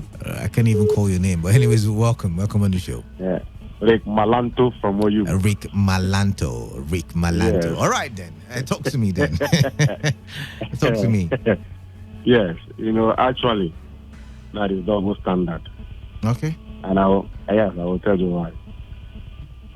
Now, see, you remember your Noble case? Did you remember that he appealed? Yeah, he did. Why the case was still in CCT, he appealed. The matter was in Court of Appeal. He refused to deliver judgment. CCT convicted him. Are you following what I'm saying now? I'm listening to you. Yes. They refused to deliver judgment. I find it very curious. The man appealed. He appealed. There was an issue that came up, which he appealed again. Now, that matter was in Court of Appeal. The CCT, convicted him. Now, look at what happened in NJC, National Judicial Council. Now, look at, do you know Justice Ugwata, the present Justice of the Supreme Court? I think his matter now, they have been cleared him, he has come back to the Supreme Court. His matter went to Court of Appeal. Now, the judgment Court of Appeal gave was that you don't try, a justice at a court until and unless the NJC has now. Now we know all of those stories, and you're taking it. But then again, I'm asking you why, if now I'm not even going by the NJC is not, according to what the CCB has just narrated for us, that is not even what stops or what spoils the process. What spoiled the process for me was the fact that they did not take permission from the National Assembly, because they needed a permission. Even the NJC would have needed a permission from the National Assembly before such action would have been taken. No. I read it out. It's there. I showed you. I read it out. Paragraph 3 of the third schedule of the Constitution. I read it out. And I'm telling you right about now that the National Assembly was not consulted. But now they are telling me that for me to see the asset declaration of the president and the vice president, and maybe all other sitting, even the governor of River State, that I would need to have permission from the National Assembly. And I'm asking you, why do we have such double standards? That is what I'm telling you now. You see, when this now, I think I'm seeing it more in this present administration at the federal level. Whenever they want to get at anybody, they want to get somebody that they consider to be, a stumbling block to them. You know my point? They fast track the process illegally. I beg to differ. I don't think it is more in this administration. I think it is. No. I think it has been in every administration. It's just Actually, it's been in every administration, but I think we haven't just decided to see it. Maybe calm because down. I was making a point before you. I said no. I am not saying the fact that it has been in every any other administrations, but I am saying that I am seeing it more in this administration. Okay. You get my point. I am seeing it more in this and now, because remember, why we are so much querying, we are querying it in this administration, because this is the administration that came up, with the fighting corruption mantra. You know my point? They come up with the positive change mantra, and now when you come on board, now singing, singing the anti-corruption song. So you want to fight corruption, and now we are seeing corruption. Corruption has so many variants, but we are seeing corruption in this, even in the judiciary. We are seeing corruption in terms of double standard. There is no longer corruption. That means you that is, proposing to fight corruption, that laboring to fight corruption, you are also corrupt. And we are not happy with this situation. And like I said before, I put the blame on the doorstep of the judiciary. You know what I mean? The agency. I put it on the doorstep, because when matters come and they have to stand their ground. Now, regards to the case and even what they are asking for now. And even if you look at the CCB and the city, but you know one thing, I think they need to think out with the condition in order to remove. In order to remove the CCTV. I've got to go. I've given you enough time. I get your point. I get your point. Thank you very much. We are blessed. Thank you very much for calling in. 95.1 FM. Yeah, this is Pastor Isaiah. All right, Pastor Isaiah, welcome. Welcome then. Yes, I think it is high time I return back to opinion poll because I have found out that a lot of injustice against your people. Yes, this government of President Muhammadu Buhari is ongoing, and I think opinion poll, right? Yes, I think the last time I stopped and went on sabbatical leave. Yes, February. I think February, March. Up to now, I think I see that there are a lot of. See, my brother, the fate of salami, up to today, the government of PDP who was in power Jonathan never told us how he kept salami until date. He has not made any open statement about it. Now, Pastor Zaya, to cut you short on that one, if you would realize, I was even telling the last caller that it is not just something that started happening with this administration, that it has been going on ever since. And I'm asking you, why do we have the double standards then? My brother, if we are talking of double standard, I don't think there is double standard associated to the government of President Muhammadu Buhari. Because yes, listen, if there is look at what happened in Rivers State in the last election, where Rivers State, the party at the center could not produce. That thing happened in PDP throughout 16 years. Just look at what happened when Sheriff was about to take over the PDP chairman. And they knew very well that if such things could happen, it means that opposition is dead and buried in this country. And they did everything humanly, financially possible to see that did not work. But you've not still explained to me how there is no double standard in. I want to understand how there is no double standard in this president, like you said, in this present administration. This government has nothing to do with double standard. You and I know very well that it will never be possible if PDP was the one ruling that they will not have a candidate in any of their states. Now look at your Onega state. The Onega state was a clear are you hearing Onega second? He cannot talk because at the end of it, when the whole matter started, they told him secretly that but guy. Okay, fine. I've heard you. You've danced around. No. Pastor Zaya, I like the fact that you've come back to opinion poll, but I want to ask you this question. Now, I admit with you, Onoge probably as found guilty by the CCT was probably guilty. But then again, we have a case where the same process that was initiated against Onoge is being initiated against the president and the vice president, and the CCB is saying we will not accept it except the National Assembly comes into play. But the National Assembly did not come into play in the case of Onoge. My brother, the vice president is ever ready. He said he's ready to sacrifice his immunity. So I don't know, whatever process the man came out, told the whole world that he's ready to sacrifice his immunity to clear his name. Now, if the National Assembly need to be heard about this matter before anything can go on, my brother, that is best known to them. But I am telling you that the man that was fingered, that was questioned that he has done this or that, which is the vice president, has said that he's ready to clear himself, to sacrifice his immunity. So there is nothing anybody can be called a double standard in this. All right. You understand? All right. So all right. People should not see these things as okay. Because the man is willingly ready to stand out to see that justice. Then if he's willing, then we should already have the asset declaration made public. But anyways, thank you very much, Pastor Zaya, for calling in. I do appreciate you calling in.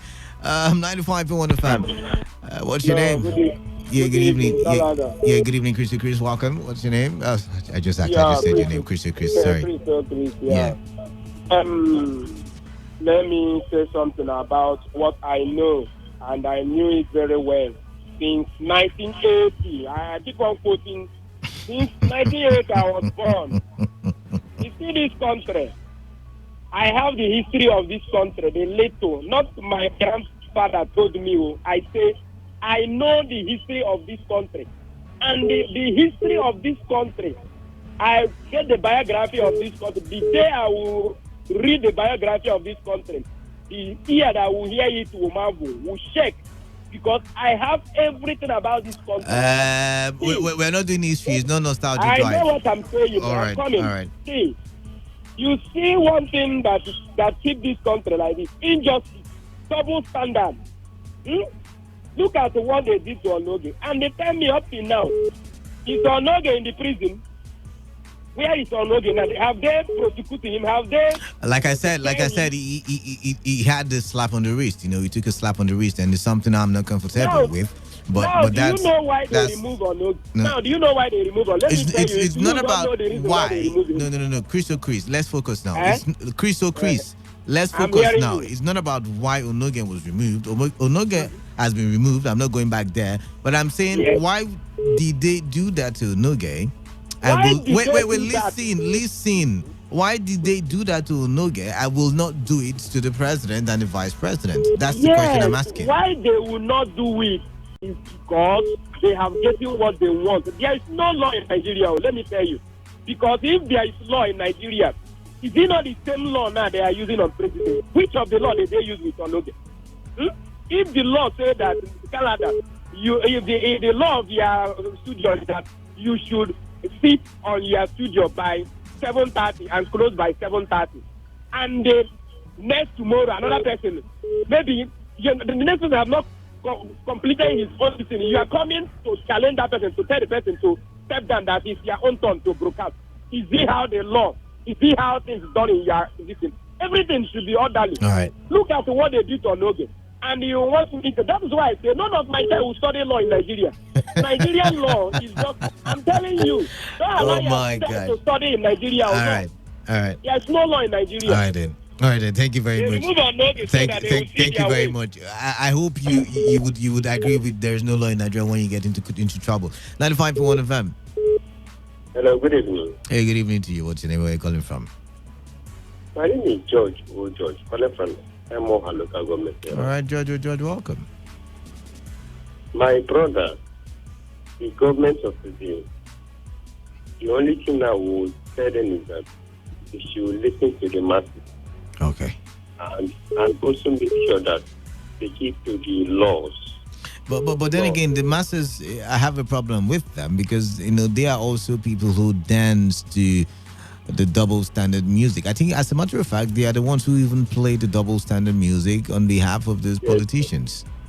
Yes. You know that the politician will go to their masses and they will campaign how their government is going to be, how the policy, but they don't follow up. All right. When it's like in my community that I'm talking to, the Romeo community in Odegin, in Emoa local government where I'm coming from, a lot of double standard people who doesn't want to know that you are fighting for the progress of the masses.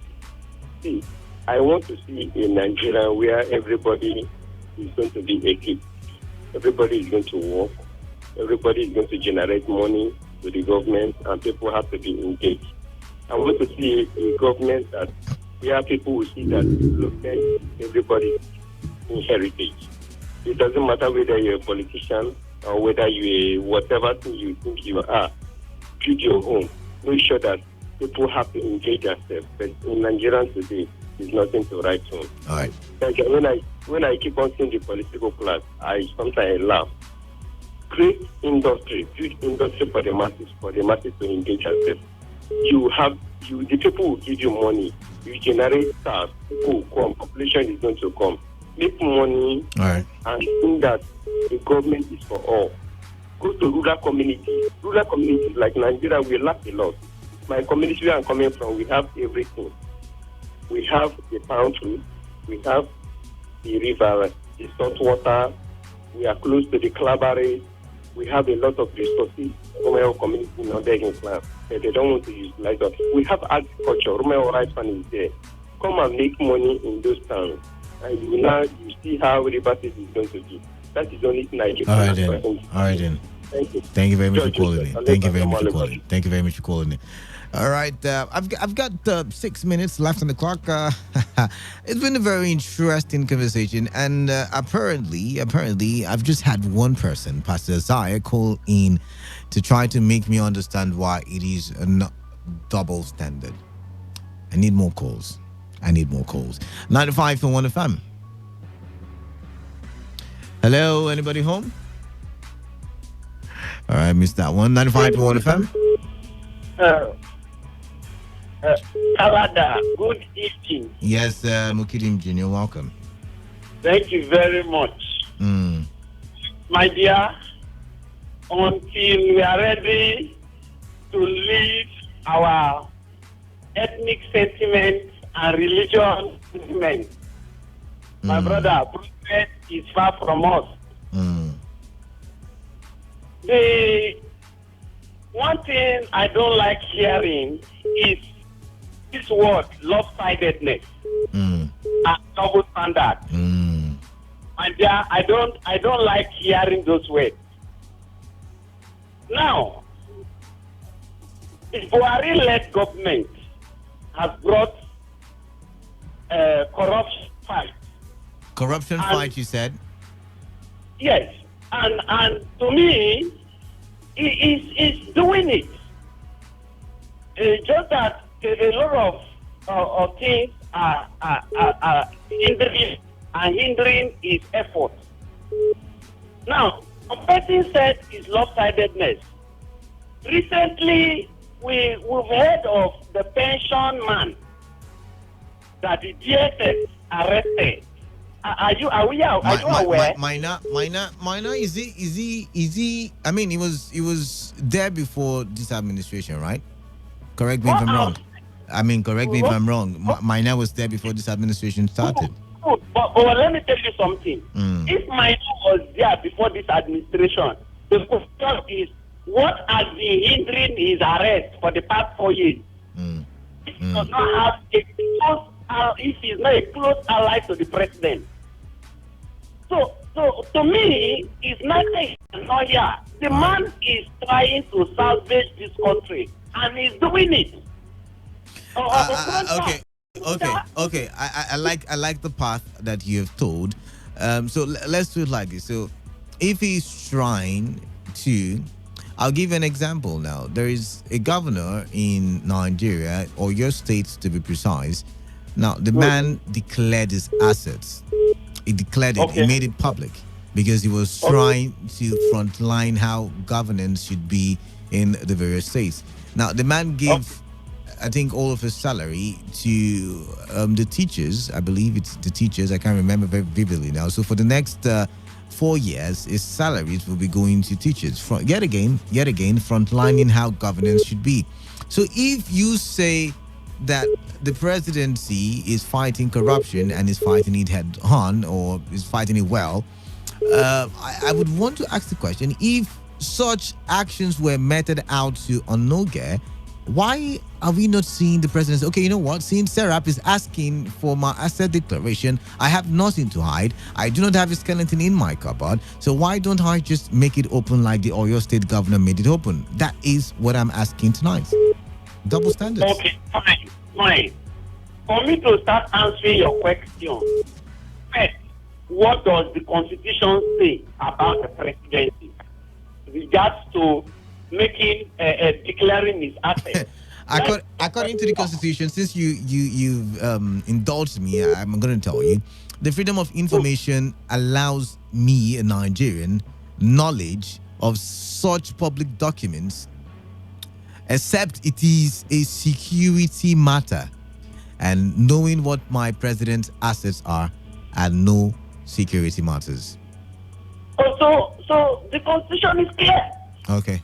It's giving a clause there that except for security matters. Okay. Do you know President Buhari. Oh my gosh, you just made me goof out now. No, but that is the truth. That is the truth. In the case of Onoge is our brother. But the question is, was he guilty? That's the question. Yes, the man stole money. He was guilty. And people are still shouting, Onoge this, Onoge that. We should stop this ethnic sentiment and all of that.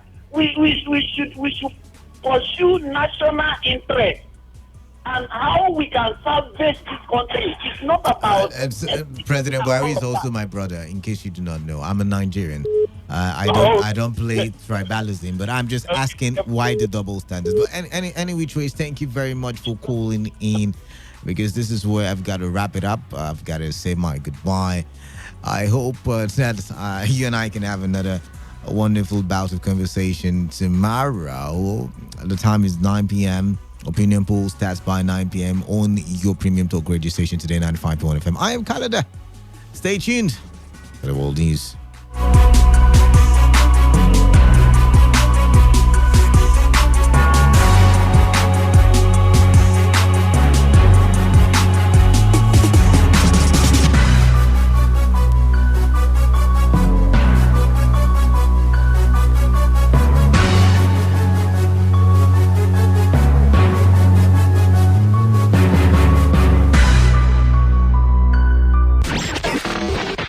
This is Today 95.1 FM, Port Harcourt. News.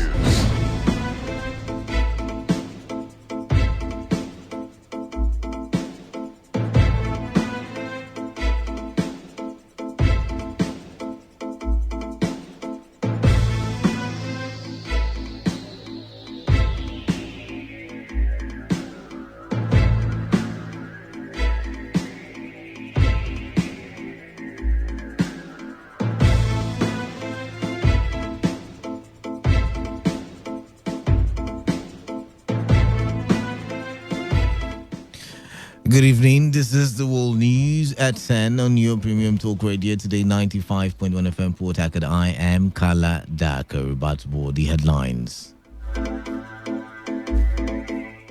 Minister of Transportation Rotimi Amechi advocates for improved maritime security, especially in Gulf of Guinea.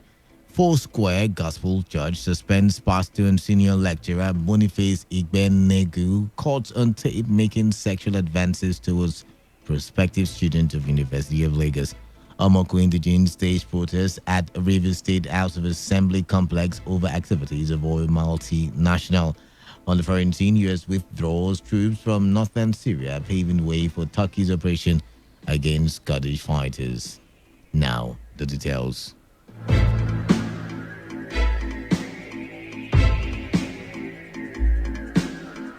President Muhammadu Buhari has said that a significant proportion of Nigeria's prosperity today is concentrated in the hands of a few people.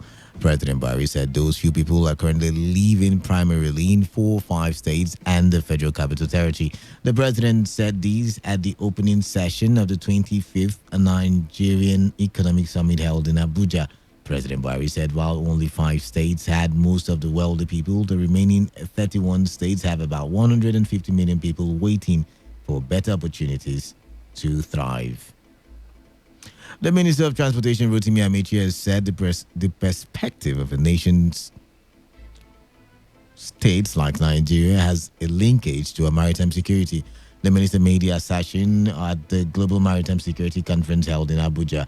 Amechi, who was represented by the Minister of State for Transportation, Gbemisola Saraki, at the event noted that over 90% of world international trade is by sea and stressed the need to maintain safe and secure trade in the maritime sector. The Transportation Minister stated that the country has put in place a host of measures to tackle maritime insecurity and also taking the lead on behalf of nation states in the Gulf of Guinea in appraising strategies and coordinated responses aimed at addressing maritime security in the region, just as he also called for adequate legal frameworks. Nigeria has decided to take the lead on behalf of the Gulf of Guinea states to examine the strategies and coordinated responses in place to address maritime insecurity. The absence of legal framework within member states seems to be a significant challenge in the regional effort to stem the tide.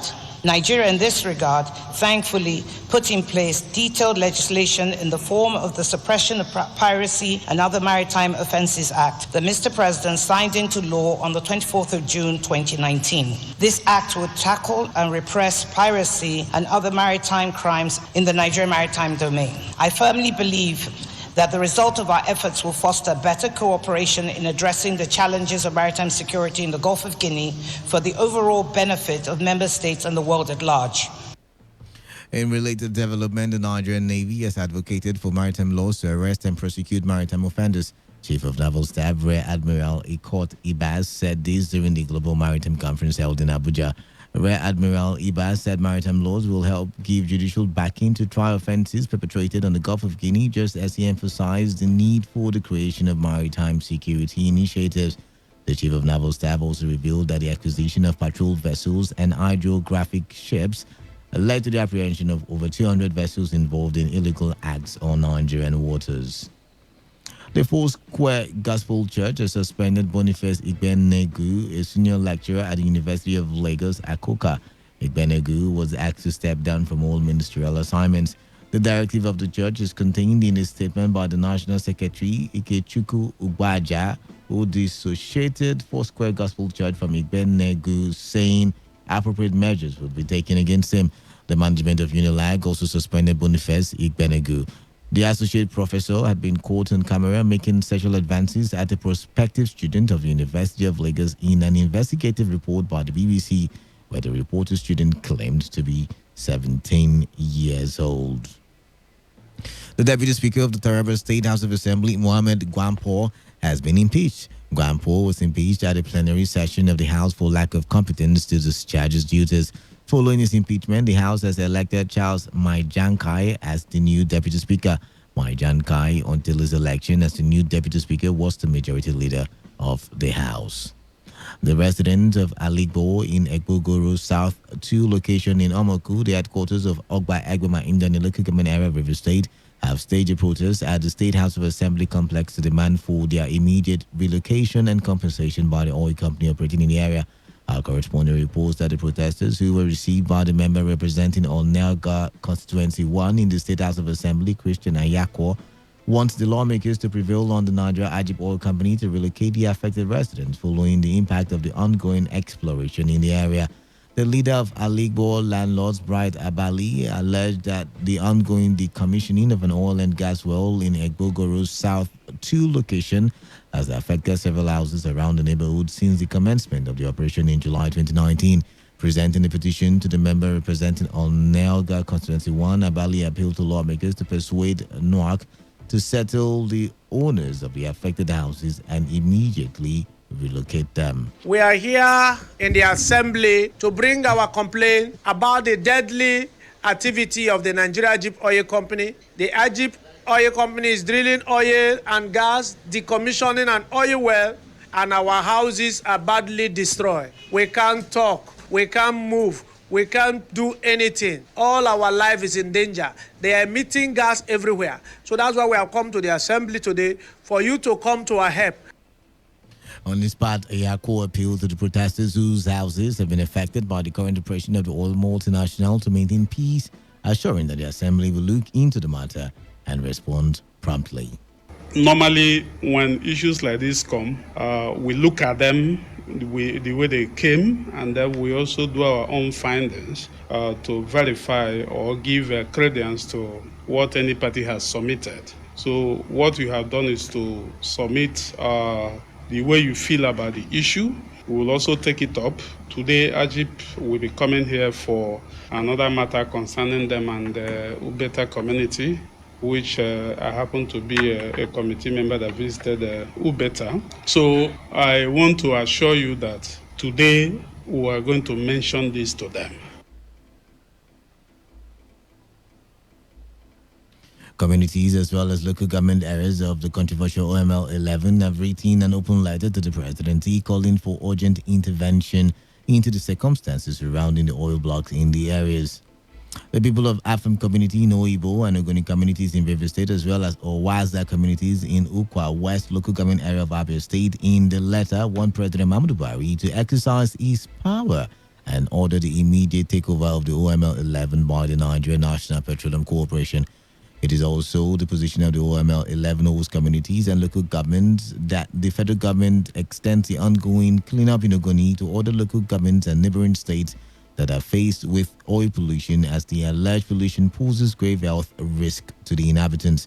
Chairman of the OML 11 Traditional Rulers Council, His Royal Majesty Eze Obioma Levi Nwogu, is the paramount ruler of Etiti Oha Owasa in Ukwa West local government area of Abia State, said the operatorship of the oil reserve by the NNPC will help address concerns of host communities. Well, I'm really happy for this today, because today marks a beginning of our struggle here in Niger Delta region, and Owaza have been Owaza Asa land have been remembered in line with what the first president of Nigeria visit he made to Abia State. He said there must be Asa cleanup. We've been struggling all this while, but none have. But today, I think it's the will of God that we are here to express our mind in line with the vice president's declaration of Asa cleanup, in line with Ogoni cleanup, where OME 11 is situated.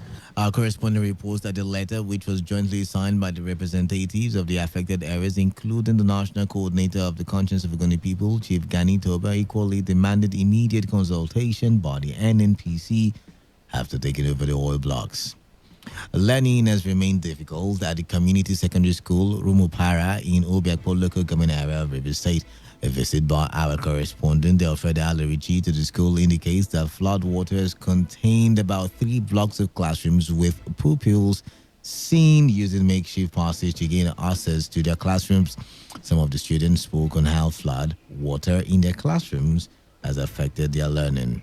Government to come and help us. I want government to come and help us. In JS3, what have entered cover all the places. But now there are some of them they are not taking this place. They disturbing us in our class. That's one. That's one. You know how sit. You sit on the floor. And inside our class, water is inside. Let's go sweep it out. It's flood. After the rain.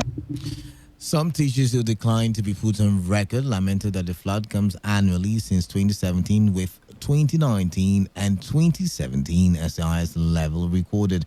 A waste tank said to have been deployed by the Ministry of Education to suck out the water was sighted in the school premises.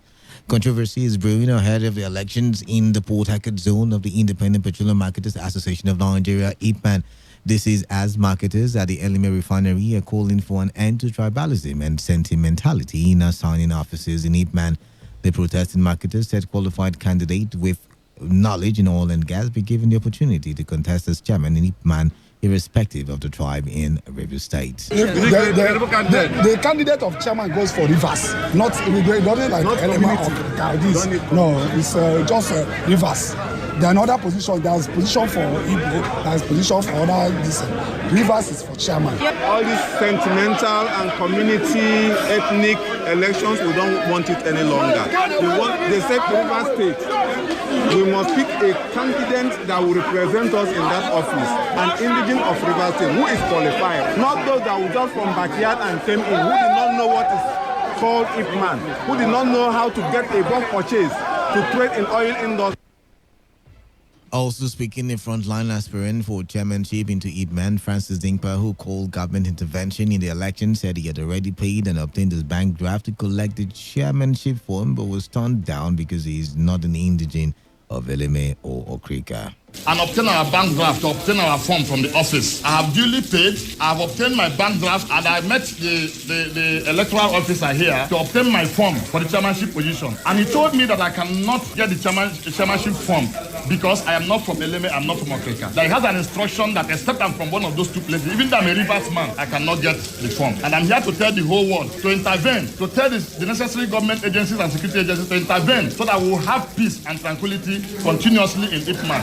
It is one Ipman, one River State. Let everybody be given of equal opportunity to contest. Anybody that wins, they're allowed to leave Ipman. That is what I'm saying. Fairness to everybody. Thank you very much. The Ipman zoned the chairmanship position to River State. That is to the best of our knowledge and the knowledge of everybody. Ipman as a whole zoned the chairmanship position to River State. And the Rivers indigenous, Rivers marketer, I have the right to contest. And that's why I'm here.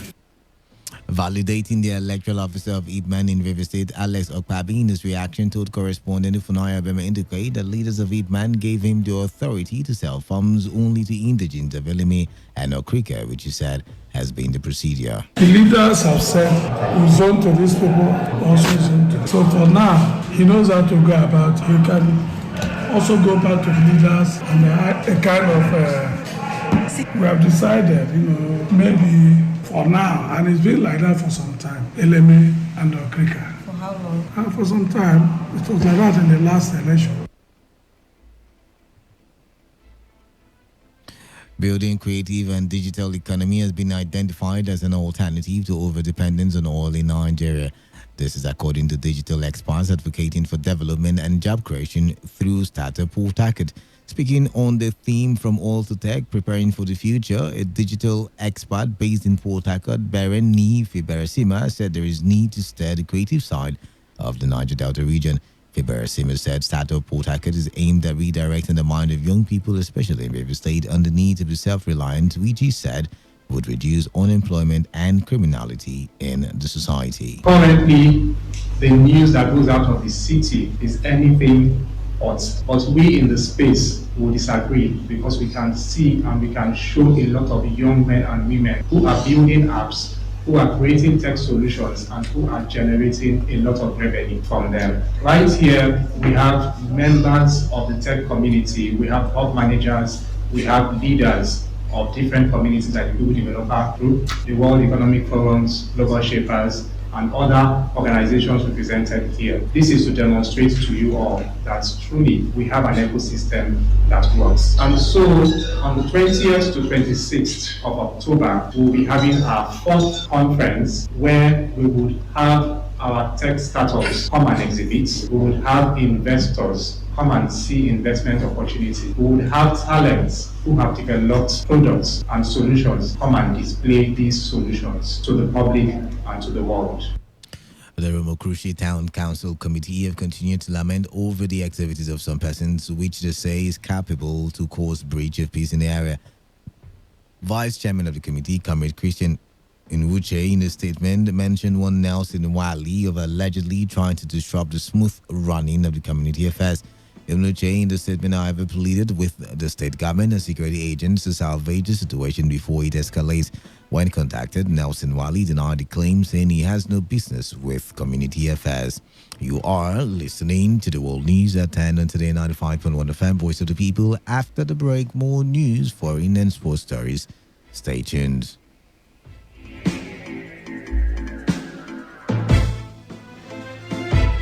Every day, every hour, when the big stories break, depend on our 24-hour news team to bring you the latest. Today, 95.1 FM. Every day, we hear the call by communities for companies to perform better social corporate responsibilities. Organizations have decried the ease of doing business in River State. For there to be development in the state, there must be a working relationship between organizations and communities. These foreign companies come to Nigeria, devastate our environment, cut away our resources, and go and develop their own country. Your premium talk of radio will be provided a platform for organizations and communities to dialogue, as we will be gathering stakeholders from within and outside River State and the Niger Delta at large. The summit is tagged fostering better relations between host communities and organizations. Like I said, we are suffering. We can't even fish. Also, we also want them only on your premium talk radio today, 95.1 FM.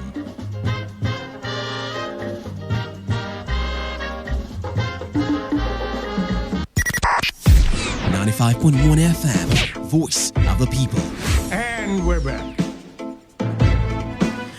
And you're still listening to the World News on Today 95.1 FM, Voice of the People. Thank you for staying tuned. And now, the rest of the news. River State Branch Chairman of the Institute of Mediators and Conciliators, Dumo Barango, has called on members of the public to take advantage of mediation arrangement in settling matters.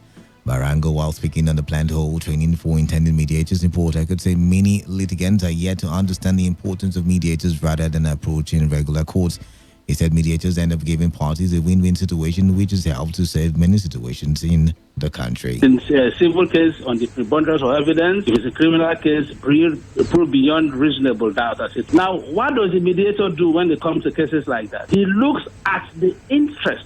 What are the issues that has brought this particular conflict or this particular case? He goes deeply. The mediator is an impartial, neutral person who helps the parties, as it were, to drive their case to a conclusion where it becomes no winner, no vanquish, which is a win-win situation, as against the judicial system where one person will win. A special training that we are conducting from the 8th to 11th of October 2019, and the venue is at Nigerian Bar Association, MBA House. Despite widening gaps between Nigeria and a large fraction of other countries, it has been observed that Nigeria has released more funds for infrastructural development than any of its contemporaries. But it is mind-boggling that after 59 years of independence, Nigeria still struggles with the issue of bad roads in many parts of the country. Whether it is as a result of the use of substandard materials for road construction, bad drainage systems, shallow and one-sided drainages, or corruption, Nigeria is still far behind.